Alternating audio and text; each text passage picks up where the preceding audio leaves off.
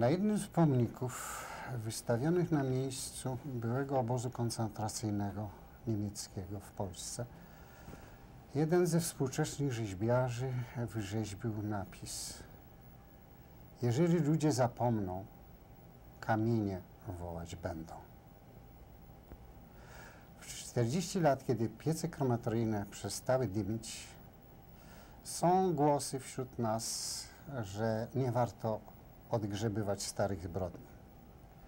Paczki, które obficie przesłały Polsce w czasie stanu wojennego Niemcy zachodnie, otarły łzy ludziom, którzy i tak nigdy nie płakali, a Mercedesy, którymi Gestapo przyjeżdżało, żeby zabierać ludzi do obozów, stają się teraz przedmiotem podziwu, pożądania, zawiści, nie tylko zresztą w Polsce.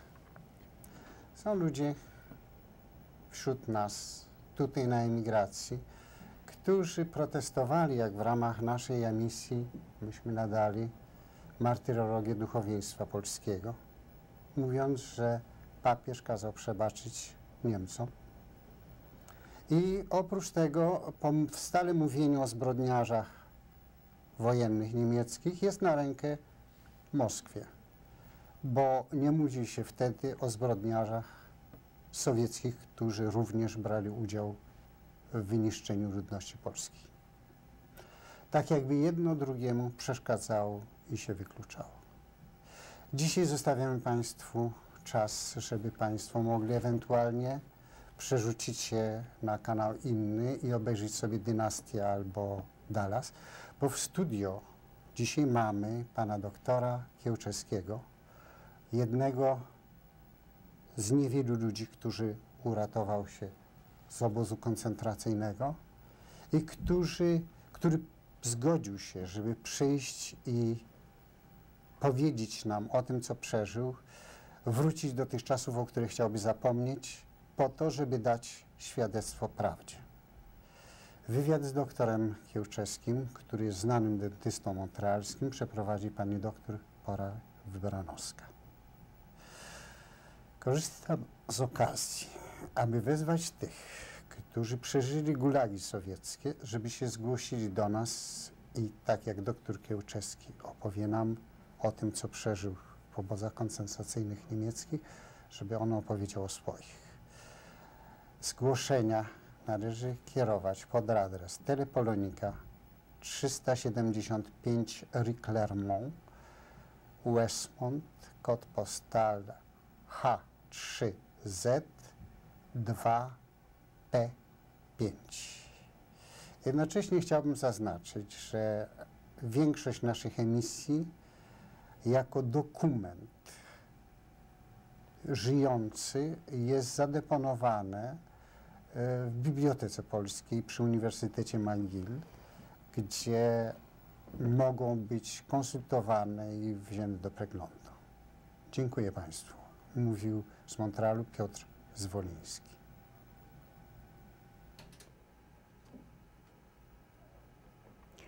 La Seconde Guerre mondiale en Pologne a eu des conséquences désastreuses et infiniment plus graves que dans tous les autres pays de l'Europe.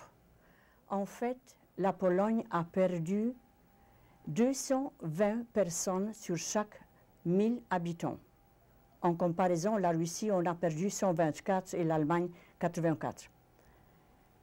Des 6 millions et 28 000 Polonais qui ont perdu leur vie pendant la guerre, il y avait 2 700 000 Juifs polonais.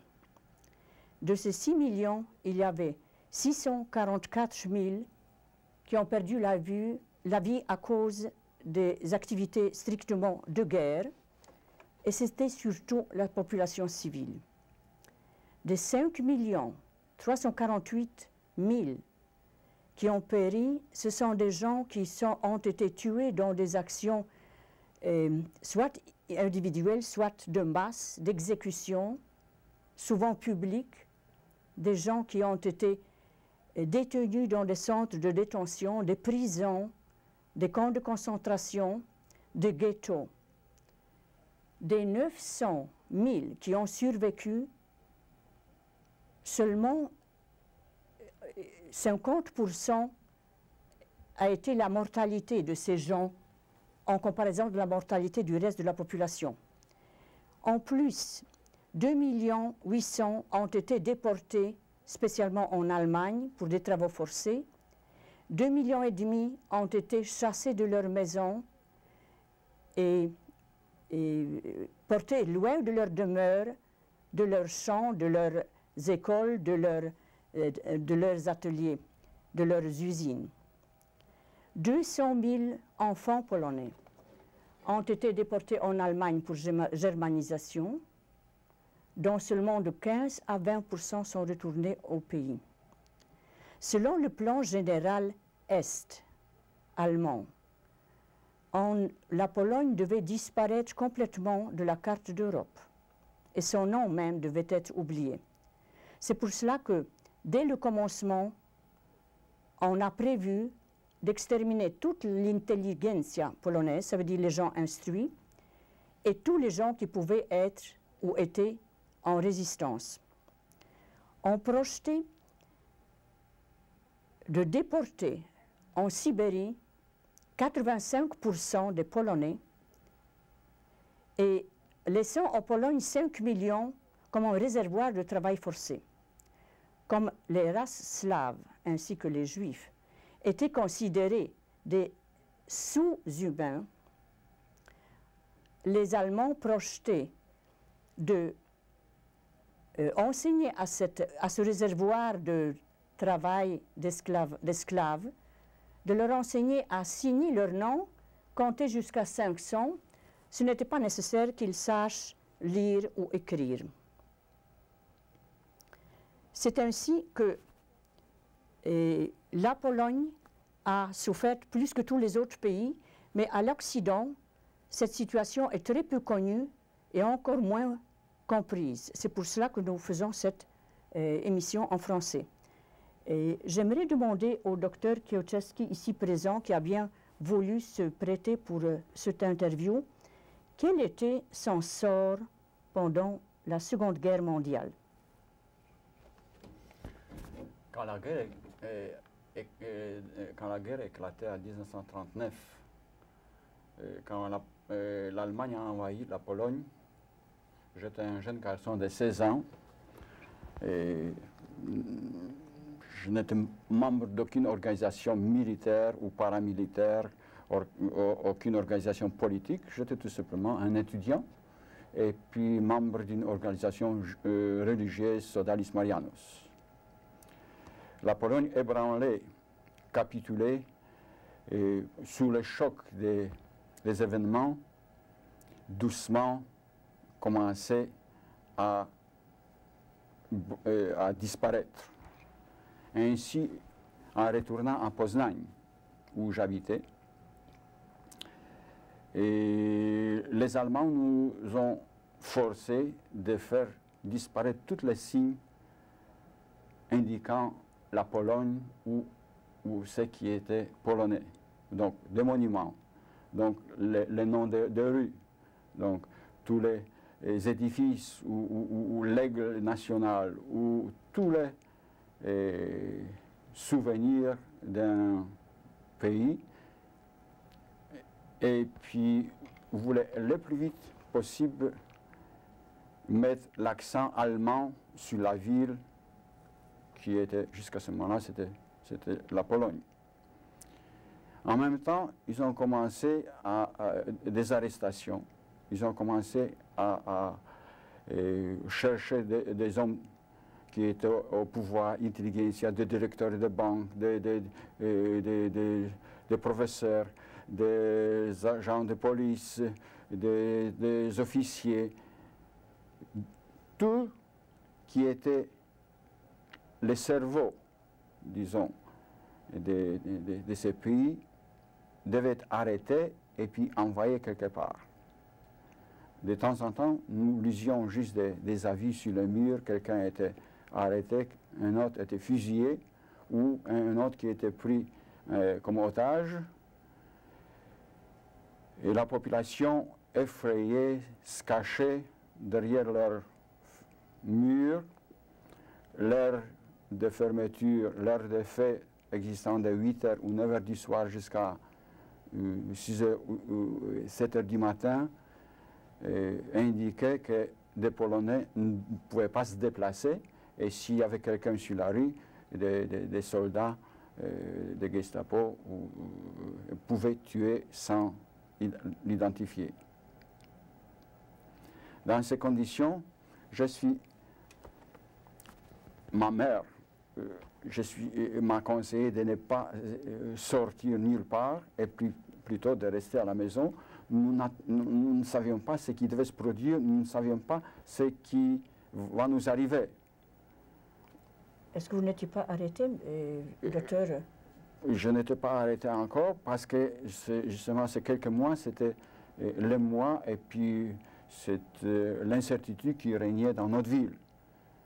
Et votre arrestation, quand elle a eu lieu? Une arrestation avait lieu au mois d'avril 1940, donc 6 mois plus tard. Les Allemands sont venus, comme je mentionnais plus tôt, des prises d'otages et les arrestations, ça se passait toujours la nuit. Ils cherchaient les noms, ils cherchaient certains gens. Pour quelle raison j'étais pris, on ne m'a jamais dit, je n'étais jamais accusé de quelque chose.